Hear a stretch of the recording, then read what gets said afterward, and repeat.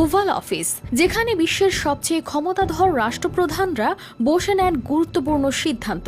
কিন্তু সেই অফিসেই আঙ্গুল দিয়ে নাক খুঁচিয়ে রীতিমতো ঝড় তুললেন ইলন মাস্কের 4 বছর বয়সী ছেলে x.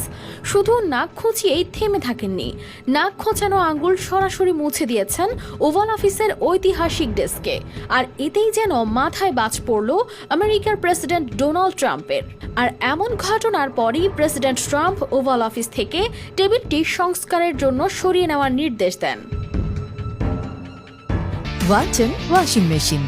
Simplifying life with hassle-free washing. এই ঘটনাটি ঘটে গেল সপ্তাহে, যখন ইলন মাস্ক তার ছেলেকে নিয়ে হোয়াইট হাউসে যান।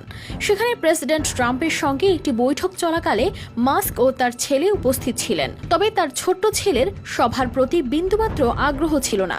সে নিজের মতো ঘুরছিল, কিছু না কিছু ধরে দেখছিল।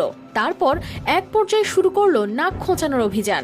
উপস্থিত সবার সামনে নির্দ্বিধায় নাক খুঁচিয়ে সেই হাত ওভাল অফিসের বিখ্যাত রেজোলিউট ডেস্কে মুছে দেয়। শুধু তাই নয়, সেই হাত দিয়ে অফিসের আরও বিভিন্ন জায়গায় স্পর্শ করে। তখন এই দৃশ্য কেবল নীরব চোখে তাকিয়ে দেখেছেন ট্রাম্প। বলা হয়, ট্রাম্প পরিচ্ছন্নতা নিয়ে এতটাই সংবেদনশীল যে তিনি হাত মেলানোর পরপরই স্যানিটাইজার ব্যবহার করেন। ফলে মাস্কের ছেলের এমন কাণ্ড দেখে ট্রাম্প মোটেও স্বাভাবিক থাকলেন না। তিনি সঙ্গে সঙ্গে সিদ্ধান্ত নিলেন এই টেবিল আর এখানে রাখা যাবে না। পরদিন ট্রুথ সোশ্যালে ট্রাম্প নিজেই জানালেন, টেবিলটি অস্থায়ীভাবে সরিয়ে সংস্কার করা হচ্ছে। এটি খুবই গুরুত্বপূর্ণ কাজ। আপাতত প্রেসিডেন্ট জর্জ H.W. বুশের ব্যবহৃত আরেকটি টেবিল সেখানে স্থাপন করা হয়েছে। তবে সংস্কারের পর পুরনো টেবিল আবারও ফিরিয়ে আনা হবে। এই ঘটনা প্রকাশ্যে আসার পর সোশ্যাল মিডিয়ায় উঠেছে আলোচনার সমালোচনার ঝড়।